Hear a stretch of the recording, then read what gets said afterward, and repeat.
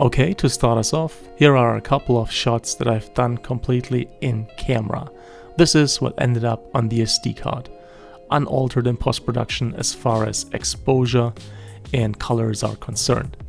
These are comprised of contract work as well as personal creative stuff. Now this whole video is basically about three things: maximizing dynamic range, getting the right amount of contrast, and nice colors.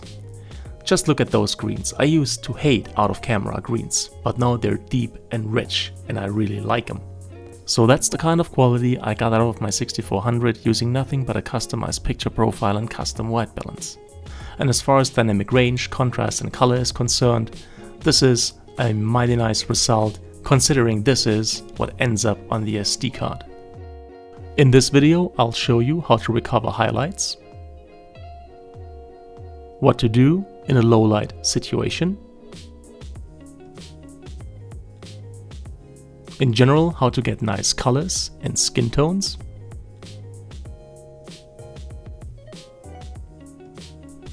and to wrap it up, we're gonna take a look at foliage and skies.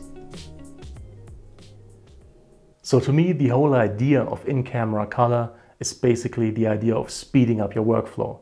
That's why you would want to do it. So whatever can be done in camera, I will do in camera, and that includes sharpening. Best case scenario, what comes off the SD card can be edited, exported and uploaded without any further post-production needs. Obviously, it's also not a one-for-all. I'm not gonna show you this one preset that's gonna work a little bit in every situation. Just learn how it's done and then you can apply it to whatever scenario that you're in. Little disclaimer, this is for one camera setups. If you're shooting multiple cameras, make sure it's the same manufacturer, the same sensor and the same color science if you're using the same profile. Because color matching an individually set picture profile with a camera, even of the same manufacturer that is shooting S-Log, for example, is tough.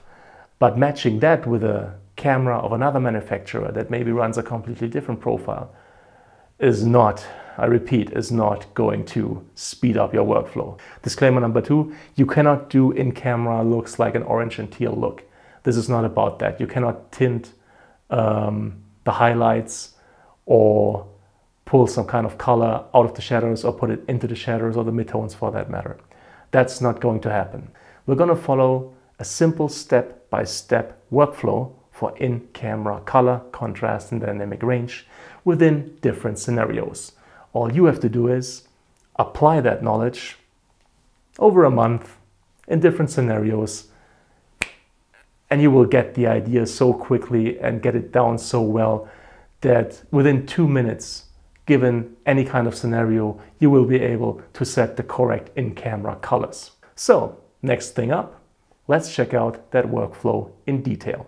Step number 1, pick a gamma. In my case, it's either HLG3 or S-Log2. Okay, first things first, let's assess the situation with this shot. We got a shady foreground and a blown out sky in the background, which means massive dynamic range issues. Therefore, S-Log2 is the better choice in this scenario because we're gonna get more dynamic range out of S-Log2 than HLG3. The standard picture profile on the 6400 for S-Log2 is number 7, so this is what I'm selecting. And this is what we're getting. Pretty desaturated and pretty decontrasted. So let's get to work. Step number 2. Setting the exposure. Usually S-Log2 needs to be overexposed by 2 full stops.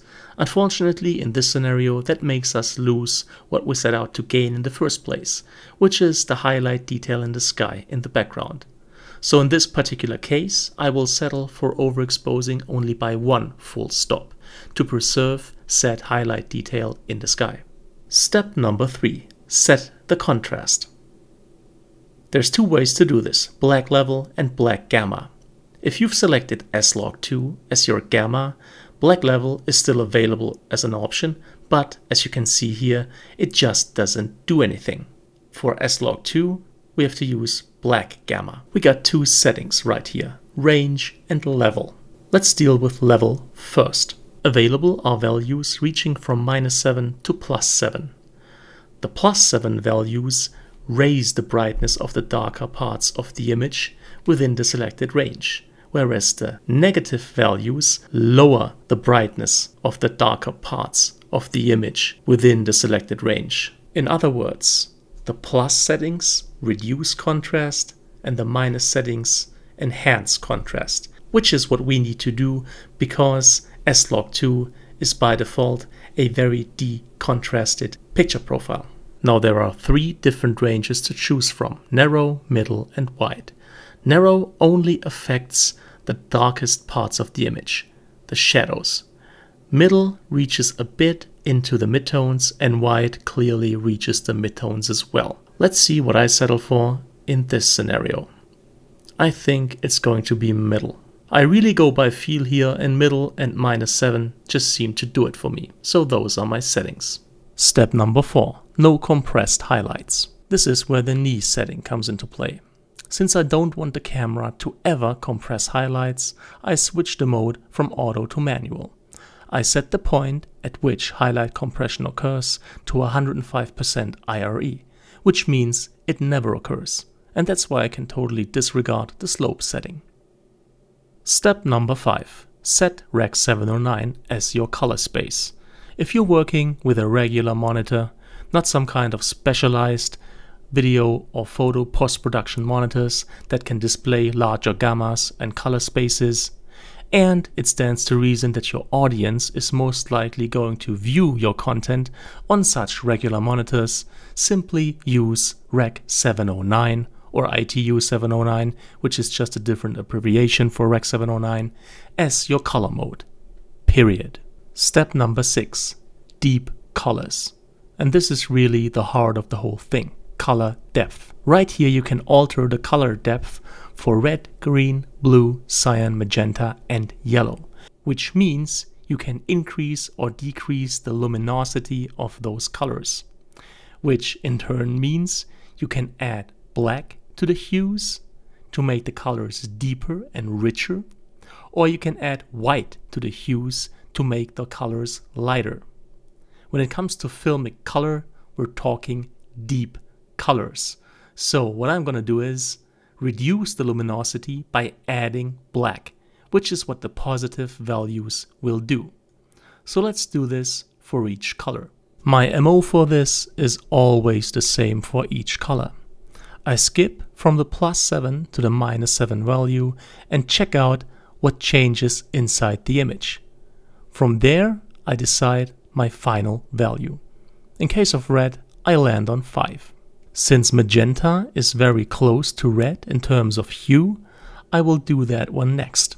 Again, skip between -7 and +7, check what happens inside the image and then decide on the final value. Magenta is not doing a terrible lot right here, so again I'm going for 5 to match my value for red. Next up, foliage, which means green, but also predominantly so yellow. Check out what happens to the foliage in the background. Settling for 5 again, and now let's go to yellow. Reducing the luminosity of yellow, making it deeper, usually has a tremendous effect on foliage, and a positive one at that. So once again, I'm going pretty high, setting this to +5. Last but not least, more detail in the skies. Therefore, we fully deepen the blue and the cyan channel. Doesn't do much, but it helps. So there we go, final color depth values for this shot. Step number 7, de-sharpen a little.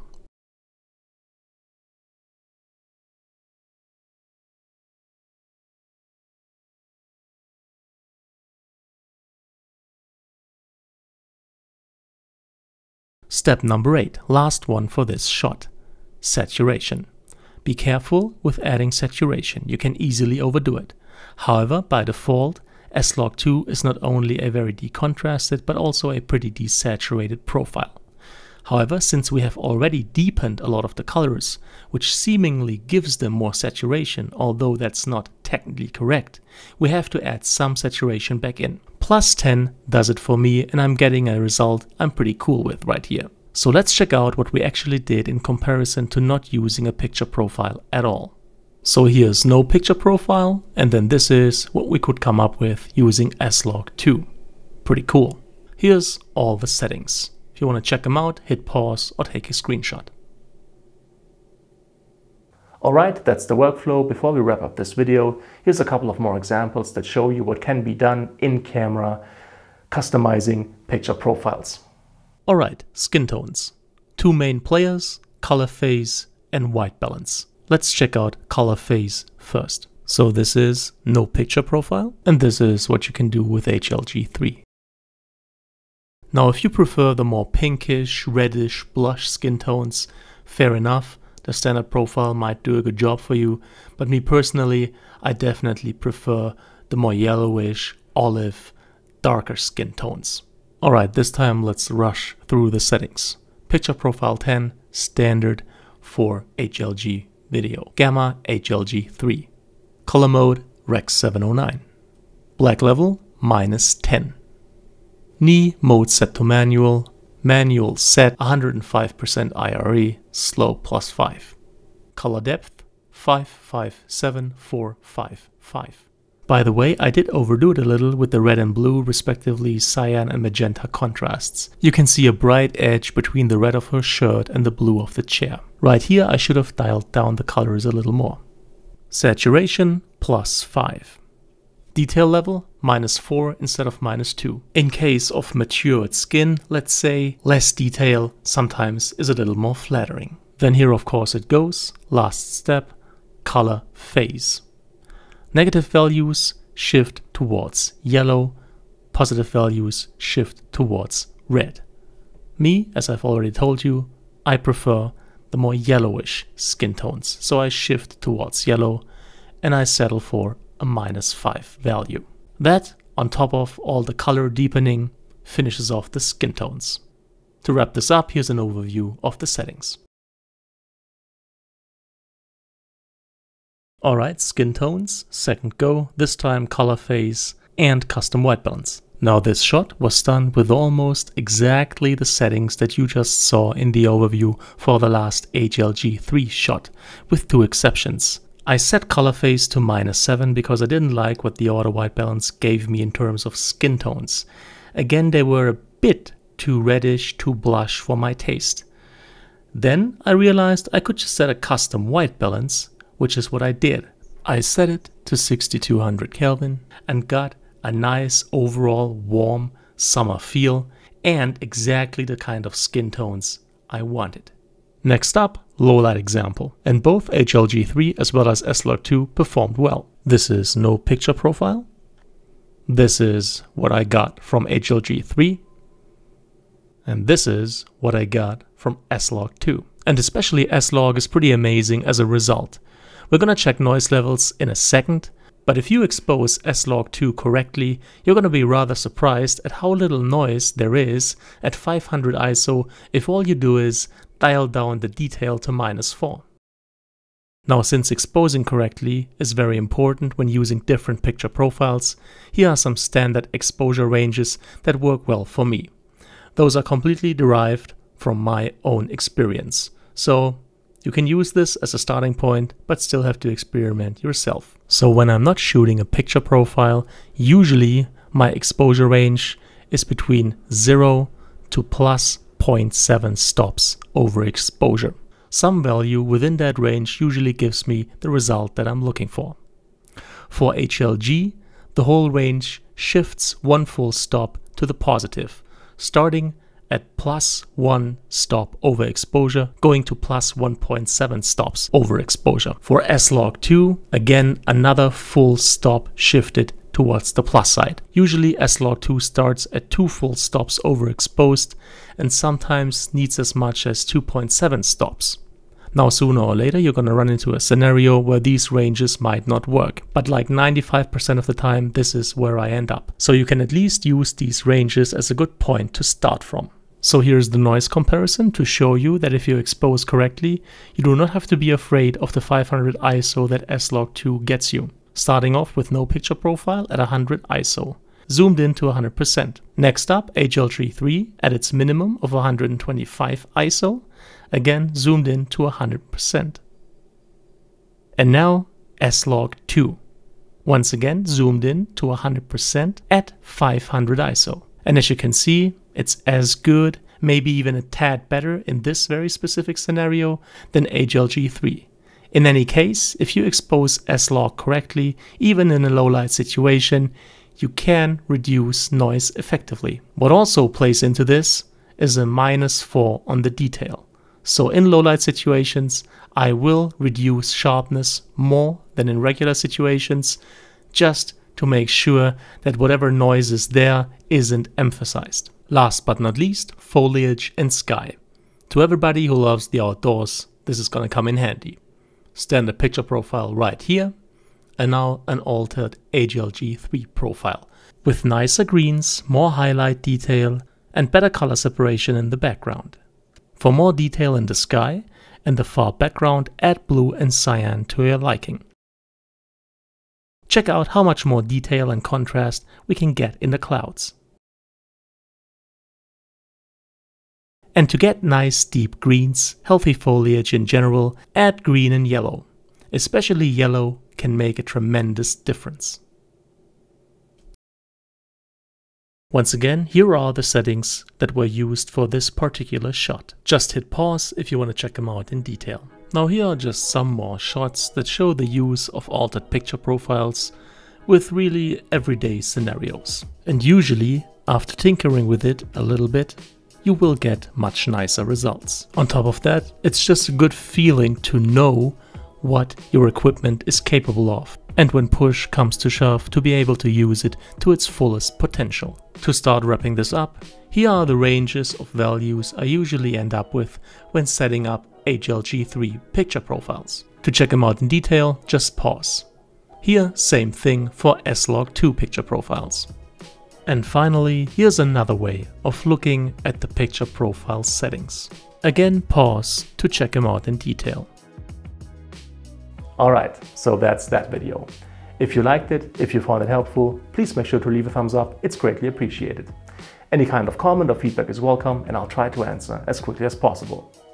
All the tech that I've used in this video, as always, is linked in the description. And again, as always, thank you so much for your time, thank you for watching, and hopefully see you again soon.